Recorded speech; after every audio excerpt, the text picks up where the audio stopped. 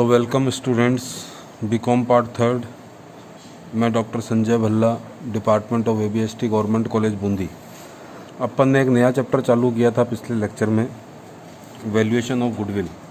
तो valuation of goodwill के अंदर अभी तक मैंने आपको क्या क्या बता दिया, मैं एक बार आपको बता देता हूँ। सबसे पहले मैंने आपको बताया था गुडविल कहते किसे हैं, गुडविल का मतलब क्या होता है, गुडविल को प्रभावित करने वाले घटक या फैक्टर्स कौन से होते हैं, फैक्टर्स अफेक्टिंग गुडविल, और गुडविल के प्रकार कितने प्रकार के होते हैं। क्रय की गई ख्याति होती है एक आंतरिक रूप से, या बिना क्रय की गई ख्याति होती है। उसके बाद मैंने आपको बताया था कि गुडविल का मूल्यांकन करने की आवश्यकता कब होती है, need for valuation of goodwill. एकाकी व्यापार में कब गुडविल की आवश्यकता होती है वैल्यूएशन करने की, साझेदारी फर्म में गुडविल की वैल्यूएशन की आवश्यकता कब होती है, और कंपनी की दशा में गुडविल की वैल्यूएशन करने की आवश्यकता कब होती है। आपके जो प्रश्न है एग्ज़ाम के अंदर वो एकाकी व्यापार का भी आ सकता है। एकाकी व्यापार का प्रश्न देख के गुडविल की वैल्यूएशन करवा सकता है आपसे, या साझेदारी की बैलेंस शीट देकर और साझेदारी की सूचनाएं देकर आपसे गुडविल की वैल्यूएशन करवा सकता है। या कई बार आपके थर्ड ईयर के अंदर कंपनी का क्वेश्चन भी आता है, कंपनी की बैलेंस शीट देकर, कंपनी से संबंधित सूचनाएं देकर और फिर आपसे गुडविल की वैल्यूएशन करवा सकता है। तो ये आपको एक थ्योरेटिकल पोर्शन था। फिर अपन ने लास्ट लेक्चर के अंदर प्रैक्टिकल पोर्शन की बात चालू की थी कि सबसे पहले अपने को हर क्वेश्चन के अंदर जब भी वैल्यूएशन ऑफ गुडविल का क्वेश्चन आएगा तो आपको एक्चुअल एवरेज प्रॉफिट तो निकालना ही पड़ेगा हर क्वेश्चन के अंतर्गत। वास्तविक औसत लाभ भी कहते हैं इसको, इसका दूसरा नाम है प्रत्याशित लाभ, और इसका एक तीसरा नाम है भविष्य में कायम रहने योग्य लाभ। तीनों पॉइंट आपको ध्यान रखने हैं, तीनों नाम याद रखने हैं। अंग्रेजी में इसके कहते हैं actual average profit, expected profits या फ्यूचर मेंटेनेबल प्रॉफिट्स। और इसके बिना वैल्यूएशन ऑफ गुडविल नहीं होगी। ये हर क्वेश्चन में एक्चुअल एवरेज प्रॉफिट निकालना ही पड़ेगा, इसलिए सबसे इम्पॉर्टेंट चीज़ है ये। मैंने आपको कहा था मोस्ट इम्पॉर्टेंट चीज़ है गुडविल के अंदर एक्चुअल एवरेज प्रॉफिट निकालना आपको आना ही आना चाहिए। तो मैंने आपको ये बताया था आपको कैसे करनी है कैलकुलेशन इसकी। आज इसको फिनिश करेंगे, एक्चुअल एवरेज प्रॉफिट को, पूरी कैलकुलेशन इसकी थ्योरी आप समझ लीजिए। सबसे पहले आपको प्रश्न के अंदर कई वर्षों के लाभ दे रखे होंगे, 3 वर्षों के, 5 वर्षों के या 7 वर्षों के लाभ। तो आपको लाभ कौन से लेने हैं, कर के पश्चात आफ्टर टैक्स प्रॉफिट आपको लेने हैं। अगर बिफोर टैक्स दे रखे हैं तो उसमें से टैक्स घटा देंगे तो वो आफ्टर टैक्स प्रॉफिट बन जाएंगे। और यदि किसी वर्ष में असाधारण लाभ या आय दिया गया हो तो उसको उस वर्ष के लाभों में से घटा दिया जाएगा। और यदि किसी वर्ष असाधारण हानि या व्यय दिया गया हो तो उसको उस वर्ष के लाभों में जोड़ दिया जाएगा। अब असाधारण लाभ या असाधारण हानि ये आपको प्रश्न के अंदर सूचना देगा। जैसे आपको कहेगा किसी वर्ष कर्मचारियों की हड़ताल हो गई थी, उसके कारण से 50,000 रुपये की हानि हो गई, तो वो हानि कैसी मानेंगे अपन, असाधारण हानि मानेंगे, क्योंकि कर्मचारियों की हड़ताल हर वर्ष नहीं होती है। ऐसे ही यदि गैर व्यापारिक विनियोग की आय प्रश्न में दी गई हो तो उसे उस वर्ष के लाभों में से घटा दिया जाता है, क्योंकि ये विनियोग कैसे हैं, गैर व्यापारिक हैं। अब यहाँ मैंने आपको एक नोट के रूप में इम्पोर्टेंट बात लिखी थी कि गैर व्यापारिक विनियोगों की पहचान आपको स्वयं करनी होगी। प्रश्न में दी गई बैलेंस शीट की असेट में से स्वतः करनी है आपको पहचान, एवं उससे उत्पन्न आय की गणना भी स्वतः करनी है, और वो आय अपन लाभों में से घटा देंगे यदि किसी वर्ष गैर व्यापारिक विनियोग की आय हुई है तो वो। और दायित्व व हानियों के लिए बनाए जाने वाले आयोजन, जैसे provision for bad debts, provision for tax इत्यादि की राशि यदि प्रॉफिट एंड लॉस में से नहीं घटाई है तो इसकी रकम एक्चुअल एवरेज प्रॉफिट निकालते समय घटा दी जाती है। यदि पहले नहीं घटाई है तो एक पॉइंट आपको बताया था, स्टॉक व अन्य चालू संपत्तियों के मूल्य में यदि कोई परिवर्तन है तो इसका समायोजन भी चालू वर्ष के लाभों में से किया जाएगा। यदि इनके मूल्य में कमी हो गई है तो घटा दिया जाएगा, वृद्धि हो गई है तो जोड़ दिया जाएगा। ये आपको मैंने 6 पॉइंट बताए थे। इन 6 पॉइंटों को ध्यान रखना है। ये ज़रूरी नहीं है कि 6 के 6 पॉइंट ही एग्ज़ाम में पूछेगा, इनमें से कोई 1 पॉइंट, 2 पॉइंट या 3 पॉइंट सवाल के अंदर पूछेगा। इसके पश्चात जो लाभ बचेंगे आपके पास, उन लाभों का या तो सामान्य औसत लोगे या भारित औसत ज्ञात किया जाएगा। अब मेरी ये लास्ट लेक्चर के अंदर यही बात हुई थी कि सामान्य औसत कैसे निकालते हैं और भारित औसत कैसे निकालते हैं, और फिर जो औसत आ जाएगा, चाहे वो सामान्य औसत आए चाहे भारित औसत आए, उसमें निम्न 6 समायोजन और करने पड़ेंगे। तो अब इस लेक्चर के अंदर अब आप समझिए, पहले तो औसत समझ लीजिए। कि एवरेज अपन दो प्रकार से निकालते हैं, सामान्य औसत या भारित औसत। तो सामान्य औसत तो कैसे निकालते हैं आपको सबको पता ही है। जैसे एक वर्ष के लाभ 20,000, फिर 40,000, फिर 30,000, 3 वर्षों के लाभ टोटल कितने हो गए 90,000। 90,000 में 3 का भाग दे देंगे क्योंकि 1, 2, 3 वर्षों के लाभ हैं, तो एवरेज कितना आ गया 30,000। इसको तो कहते हैं सामान्य औसत।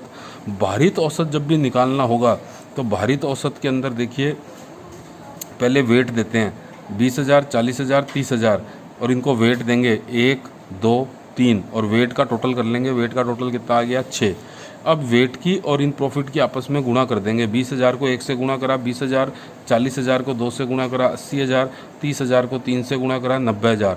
इनका टोटल लगाया 1,90,000 और 1,90,000 में अब 3 का भाग नहीं दोगे, अब भाग किसका देना पड़ेगा, वेट का भाग देना पड़ेगा। तो 1,90,000 में भाग कितने का दिया 6 का। तो ये वेटेड प्रॉफिट आ गया 31,666 रुपये 67 पैसे। तो अब आपको सामान्य औसत कब निकालना है, भारित औसत कब निकालना है, ये बात अच्छी तरीके से समझ लीजिए। भारित औसत तब निकालेंगे जब लाभ या तो लगातार बढ़ रहे हों या लगातार कम हो रहे हों। कभी कम कभी ज़्यादा अगर लाभ हो गए तब तो कौन सा औसत निकालेंगे, सामान्य औसत। सामान्य औसत कब निकालेंगे, लाभ कभी कम कभी ज़्यादा, तो निकालेंगे सामान्य औसत। जैसे आपको 5 वर्षों के लाभ दे रखे हैं, 5 वर्षों के लाभ में कभी 2 साल लाभ बढ़ गए, 1 साल कम हो गया, फिर 1 साल बढ़ गया, फिर कम, तो कभी कम ज़्यादा हो रहे हैं, तो कौन सा औसत निकालेंगे, सामान्य औसत निकालेंगे। भारित औसत कब निकालोगे, जब लाभ लगातार बढ़ रहे हों। जैसे 1 साल के लाभ 20,000, फिर 40,000, फिर 60,000, फिर 80,000, फिर 1,00,000, यानी लाभ लगातार बढ़ रहे हैं, तो आप कैसा औसत निकालोगे, भारित औसत। लाभ लगातार कम हो रहे हैं, जैसे 1 साल के लाभ 80,000, दूसरे साल के 70,000, तीसरे साल के 50,000, फिर चौथे साल के 40,000, फिर 20,000, तो लगातार कम हो रहे हैं तब भी भारित औसत निकालेंगे, लगातार बढ़ रहे हैं तब भी भारित औसत निकालेंगे। कभी कम कभी ज़्यादा हो रहे हैं तो कौन सा औसत निकालोगे, सामान्य औसत। सामान्य औसत कैसे निकालते हैं, भारित औसत कैसे निकालते हैं, ये आपके समझ में आ ही गया है। अब इसके आगे की इम्पॉर्टेंट बात समझ लीजिए।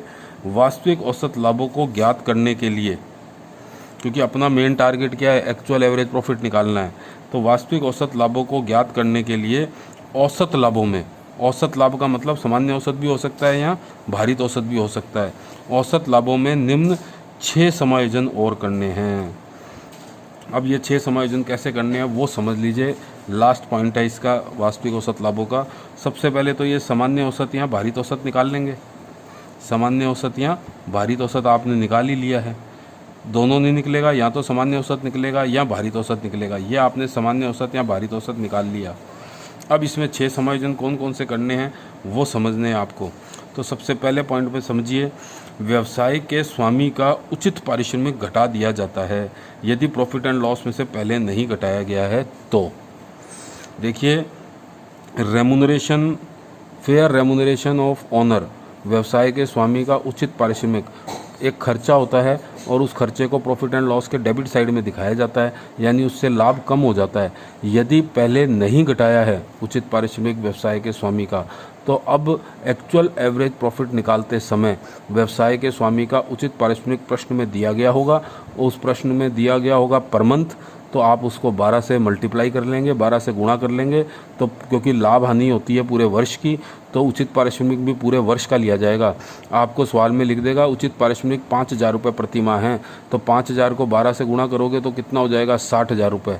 तो साल के 60,000 रुपये उचित पारिश्रमिक हो जाएगा। वो अपन एक्चुअल एवरेज प्रॉफिट निकालते समय औसत लाभों में से घटा देंगे यदि पहले नहीं घटाया है तो। ये बात ध्यान रखनी है। अब ये 4 पॉइंट बहुत आसान से पॉइंट हैं, इन चारों पॉइंटों को एक साथ समझ लीजिए। ऐसी आय या लाभ जो भविष्य में होगी उसे जोड़ दिया जाता है। देखिए, लाभ होगा या आय होगी तो प्रॉफिट में क्या होगा, वृद्धि होगी, तो उसमें लाभों में क्या कर देंगे, जोड़ देंगे। जैसे आपको वो सवाल में यूँ लिखेगा कि व्यवसाय के स्वामी ने एक नया एग्रीमेंट करा है और उस नए एग्रीमेंट से कंपनी को प्रति माह 50,000 रुपये की अतिरिक्त आय होगी। तो एग्रीमेंट से आय होगी तो प्रॉफिट में क्या होगा, प्रॉफिट बढ़ जाएंगे, तो उसको अपन क्या करेंगे, ऐड कर देंगे। ऐसी आय या लाभ जो भविष्य में नहीं होगी उसे घटा दिया जाएगा। ऐसी आय या लाभ जो अभी तक तो हो रही थी लेकिन भविष्य में नहीं होगी, तो उसको अपन क्या करेंगे, लाभ कम हो जाएगा, आय नहीं होगी, लाभ नहीं होगा तो आपका प्रॉफिट कम हो जाएगा, तो उसको अपन क्या करेंगे, माइनस कर देंगे। ऐसे ही ये 2 पॉइंट खर्चों के लिए हैं। ऐसे व्यय या हानि जो भविष्य में होगी उसे घटा दिया जाएगा। ऐसे व्यय या हानि, अब ये प्रश्न के अंदर आपको देगा, जैसे प्रश्न में कहेगा व्यवसाय का स्वामी अभी तक अपनी संपत्तियों का बीमा नहीं करवाता था, अब भविष्य में वो अपनी संपत्तियों का बीमा करवाएगा और उसको प्रति माह प्रति वर्ष 20,000 रुपये बीमा प्रीमियम के भुगतान करने पड़ेंगे। तो ऐसा व्यय खर्चा हो गया, बीमा प्रीमियम का खर्चा हो गया। ऐसा खर्चा जो भविष्य में होगा, अभी तक तो वो इंश्योरेंस कराता नहीं था, अब वो अपनी संपत्तियों का बीमा करवाएगा तो उसको बीमा प्रीमियम देना पड़ेगा, तो उसका भविष्य में खर्चा होगा तो लाभ क्या हो जाएंगे, कम हो जाएंगे, तो इसलिए उसको अपन क्या करते हैं, घटा देते हैं। ऐसा खर्चा या ऐसी हानि जो भविष्य में होगी उसको अपन क्या करेंगे, माइनस कर देंगे। और ऐसे व्यय या हानि जो भविष्य में नहीं होगी, अभी तक तो हो रही थी लेकिन अब नहीं होगी, तो उसको क्या करेंगे, जोड़ देंगे। आपको कहेगा व्यवसाय के स्वामी ने एक अकाउंटेंट रख रखा था जिसको प्रति माह 5,000 रुपये देता था। प्रति माह 5,000 रुपये का मतलब हो गया साल के कितने हो गए, 60,000 रुपये। तो अकाउंटेंट की सैलरी पूरे साल की कितनी थी, 60,000 रुपये। व्यवसाय का स्वामी स्वयं अकाउंटेंट का काम जानता है और वह सारा काम अब स्वयं कर लेगा, तो इसका मतलब अकाउंटेंट को अब तक तो 60,000 रुपये साल के खर्चे के रूप में दे रहे थे, सैलरी के रूप में दे रहे थे, अब वो स्वयं व्यवसाय का स्वामी ही अकाउंटेंट का काम कर लेगा, तो इसलिए अकाउंटेंट की सैलरी नहीं देनी पड़ेगी। इसका मतलब ऐसा व्यय जो भविष्य में नहीं होगा तो उस खर्चे को अपन क्या, तो लाभ अपना बढ़ जाएगा, खर्चा नहीं होगा तो लाभ बढ़ जाएगा, तो इसलिए उस खर्चे को अपन क्या करेंगे, जोड़ देंगे। तो ये 2 पॉइंट तो आय के हैं, 2 पॉइंट व्यय के हैं। बहुत आसान से पॉइंट हैं। 4 पॉइंट तो ये हो गए। 1 पॉइंट ये है, व्यवसाय के स्वामी का उचित पारिश्रमिक घटा दिया जाता है यदि पहले नहीं घटाया गया है तो। और एक ये छठा पॉइंट इम्पॉर्टेंट है, ये छठा पॉइंट इम्पॉर्टेंट है, ये आपको ध्यान रखना है, एडिशनल डेप्रिसिएशन, अतिरिक्त मूल्यह्रास। देखिए आपको जब भी इसका सवाल आएगा तो बैलेंस शीट दे रखी होगी, बैलेंस शीट में कुछ संपत्तियों के मूल्य दे रखे होंगे और बैलेंस शीट के नीचे उन संपत्तियों के बाजार मूल्य भी दे रखे होंगे कई संपत्तियों के। तो देखिए यदि बैलेंस शीट की तुलना में बाजार मूल्य बढ़ गया है, जैसे बैलेंस शीट में बिल्डिंग का मूल्य दे रखा है 5 लाख, बाजार मूल्य दे रखा है 6 लाख, तो इसका मतलब बैलेंस शीट में तो बिल्डिंग कितने रुपए की थी, 5 लाख की, बाजार मूल्य उसका कितना हो गया, 6 लाख, यानी बाजार मूल्य 1 लाख रुपए बढ़ गया। तो ये जो 1 लाख रुपए बाजार मूल्य बढ़ गया उस पर अपन एडिशनल डेप्रिसिएशन लगाएंगे। 5 लाख रुपए पे तो डेप्रिसिएशन पहले से ही लगा हुआ है, बैलेंस शीट में कितने रुपए की दिखा रखी थी, 5 लाख की, तो 5 लाख पे तो डेप्रिसिएशन पहले से ही लगा हुआ है। तो देखिए अब समझिए इस पॉइंट को, यदि बैलेंस शीट की तुलना में बाजार मूल्य बढ़ गया है तो बढ़ी गई राशि पर, पूरी राशि पर नहीं, केवल बढ़ी गई राशि पर अतिरिक्त मूल्यह्रास घटाया जाता है। तो यदि बाजार मूल्य बढ़ गया तो एडिशनल डेप्रिसिएशन को घटा देंगे। और यदि बाजार मूल्य कम हो गया हो, जैसे मान लो सवाल में दे रखा है मशीनरी बैलेंस शीट में दे रखी है 2 लाख की, बाजार मूल्य दे रखा है उसका 1 लाख, इसका मतलब आपने डेप्रिसिएशन 2 लाख पे लगा दिया, लगाना कितने पे चाहिए था, 1 लाख पे, तो आपने ज़्यादा डेप्रिसिएशन लगा दिया, तो उसको अपन वापस जोड़ देंगे। तो कम हुई राशि पर, पूरी राशि पर नहीं, ये बात ध्यान रखनी है, कम हुई राशि पर अतिरिक्त मूल्यह्रास को जोड़ दिया जाता है। तो ये इस प्रकार से ये 6 पॉइंट हो गए, 2 पॉइंट आय के हैं, 2 पॉइंट व्यय के हैं, एक व्यवसाय के स्वामी का उचित पारिश्रमिक घटाना है और एक एडिशनल डेप्रिसिएशन। एडिशनल डेप्रिसिएशन की राशि जोड़ी भी जा सकती है और एडिशनल डेप्रिसिएशन की राशि माइनस भी की जा सकती है, दोनों काम हो सकते हैं इसमें। तो ये दोनों कामों में से कौन सा काम करना है, वो बैलेंस शीट की तुलना में बाजार मूल्य को देखना पड़ेगा। बैलेंस शीट की तुलना में बाजार मूल्य अगर बढ़ गया तो एडिशनल डेप्रिसिएशन को घटाएंगे, और अगर बाजार मूल्य बैलेंस शीट की तुलना में बढ़ गया तो उसको घटा देंगे। यानी उल्टा करना है आपको, बाजार मूल्य बढ़ गया तो एडिशनल डेप्रिसिएशन को घटाना है, बाजार मूल्य कम हो गया तो एडिशनल डेप्रिसिएशन को जोड़ना है।